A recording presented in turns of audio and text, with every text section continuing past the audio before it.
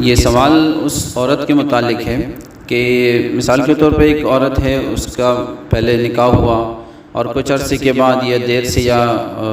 جو ہے وہ پہلے ہی اس کے شوہر کا انتقال ہو گیا، اور کچھ عرصے کے بعد عدت کے بعد اس نے دوسرا نکاح کر لیا۔ تو اب مسئلہ یہ ہے کہ یہ عورت قیامت کے دن اگر یہ سارے جنت میں انشاءاللہ چلے گئے تو یہ عورت جو ہے یہ پہلے والے کے پاس رہے گی یا دوسرے کے نکاح میں رہے گی؟ تو کچھ علماء کے نزدیک چونکہ پہلے نکاح جو ہے وہ زیادہ افصح ہے تو اس وجہ سے وہ پہلے کے نکاح میں ہی رہے گی،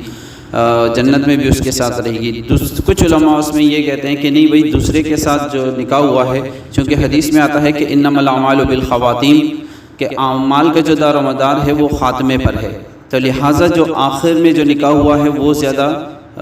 فضیلت والا ہے، لہٰذا یہ دوسرے کے ساتھ رہے گی۔ لیکن جمہور علماء کا اس میں ایک زبردست قول ہے جو اس سارے اختلاف کو جو ہے وہ ختم کر دیتا ہے کہ اللہ رب العزت قیامت کے دن اس عورت کو اختیار دے گا کہ وہ چاہے پہلے کے پاس جانا چاہے یا دوسرے کے پاس جانا چاہے، اس میں اس عورت کو اختیار ہوگا۔ اب اس سے آپ وہ حضرات اندازہ لگا لیں جو ہمارے بعض قبائل یا بعض ایسے بہت سے اکثریت پاکستان میں نے مختلف جگہوں پہ دیکھے ہیں،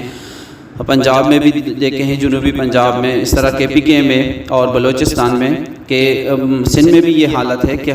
چونکہ میں پاکستان سے زیادہ واقف ہوں تو اس لیے میں یہ بات بتا رہا ہوں کہ میں نے جتنے بھی قبائل دیکھے اکثریت میں بچیوں سے پوچھا نہیں جاتا رشتے کے ٹائم، رشتہ کروا دیتے ہیں اور اس وقت جب نکاح کا ٹائم ہوتا ہے تو اس وقت جو ہے وہ ان سے پوچھا جاتا ہے کہ بھئی آپ کو قبول ہے قبول ہے قبول ہے، تو اس وقت تو وہ بیچاری جو ہے وہ اپنی شرم سے بھی اور اپنے والدین کی عزت اور لاج کے لیے بھی یہ کہے گی کہاں قبول ہے۔ لیکن یہ اس وقت ڈیسائیڈ کرنا چاہیے کہ جب رشتہ آ جاتا ہے اور رشتہ اسی وقت سب سے پہلے جو ہے وہ پوچھا جائے بچی سے، اور اس کی مثال ہمارے اسلام میں موجود ہے۔ اللہ تعالیٰ کا حکم تھا کہ حضرت خاتون جنت جو ہے حضرت فاطمہ الزہرا، اس کا نکاح حضرت علی سے ہوگا، لیکن اس کے باوجود بھی، اللہ کے حکم کے باوجود بھی، اللہ کے حبیب کے پاس جب حضرت علی